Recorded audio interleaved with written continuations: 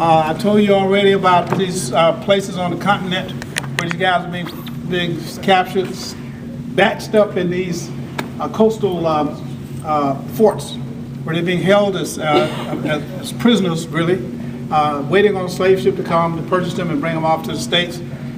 We have a number of items like this in here. Anything that you see you can touch is okay.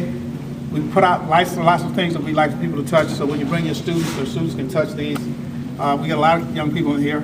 If we don't want you to touch it, we put it in a box, lock it up, put an alarm on it. So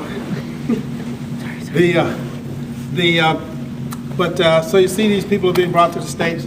Some of the ones, these are some of the English awards. Some of the, I told you it was okay to touch these things.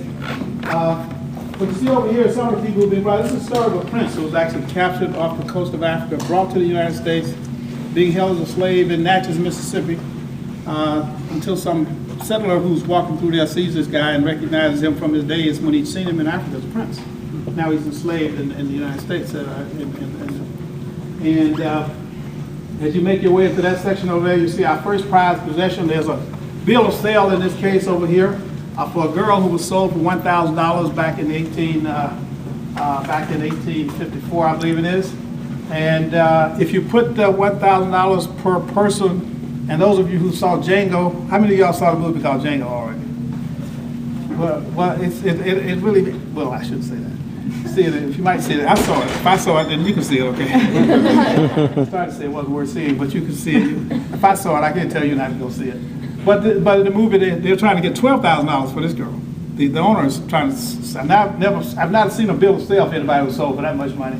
But this is a bill of sale for a woman sold for $1,000. Civil War starts, there's 3.9 million African Americans being held as slaves here. If you multiply 1,000 times 3.9 million, it's almost $4 billion in 1860 money. Slavery is never going to end without a war. And that's the slaves themselves. That's not counting the cotton they pick and the tobacco and the ships and the insurance companies and whatever it is. One economist says that slavery contributed to 72% of the American economy at the time that started the Civil War, which is probably one of the reasons why the South thought they might be able to win. They thought they could stranglehold the rest of the country and use their connection with Europe, which was buying these raw products, to get themselves enough favor so they could defeat the Union. And they remember that in 1776, the British had fought the United States, so they thought they'd get the British to help them again, I think. But that's a bill of sale. It's an original bill of sale. It's written in Old English, too, by the way. And then as you go into the intersection, you'll see these guys when they finally get into the Union Army. And they fight their way to freedom, and then when the war is over, as I said, the DVD, Congress passes the 13th, 14th, and 15th Amendment, which brings us to the separate but equal and the Civil Rights Movement, which is over here on this section. And I'll just point out that this exhibit ends with a graph that I wanted you to see. I did this because I have a 15-year-old granddaughter now who's taking history. Matter of fact, her teacher is coming here tomorrow morning to interview me because they want to bring the school over here for Black History Month. They got to interview me first to make sure I say something sane. If I had that shirt, I'd put it on for the morning.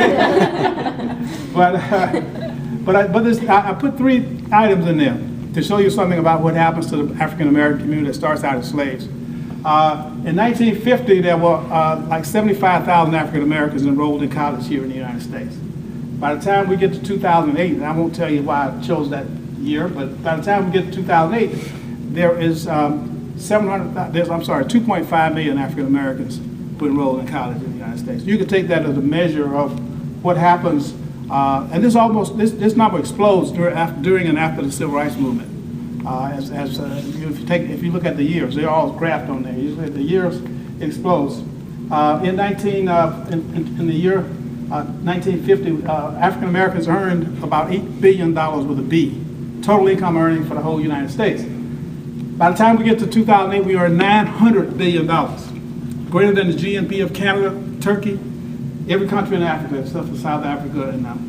And so you see, again, those numbers explode as the Civil Rights Movement starts. You get the Fair Employment Practices Act, you get the minority set-aside programs, you get all this stuff that ratchets up incrementally the income of the African American community. The last figure is the one that has to do with voter registration, and all 3 of these numbers are related. In 1950, there were only 700,000 African Americans registered to vote in the U.S., virtually none of them in the South, virtually none of them. By the time we get to 2008, there is 19 million black people registered to vote in the United States.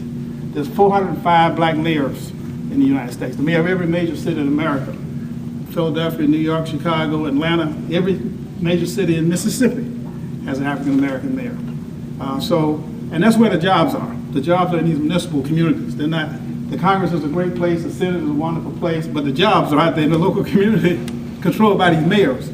And so you see that number go up incrementally as we get to 19. Now the problem we go from 700,000 registered voters to 19 million registered voters in 2008. Now President Obama needs 60 million votes to get elected president of the United States.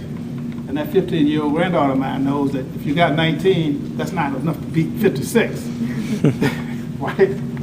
So President Obama had to go reach across the aisle and find enough well-meaning whites and Hispanics and others to vote for him to get him elected president and then re-elected president again in 2012.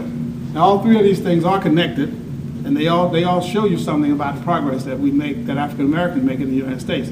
We can't make progress, however, without the very, very great participation of a well-meaning white community and the Hispanic community and others who really have really always been part of the progressive movement in the United States.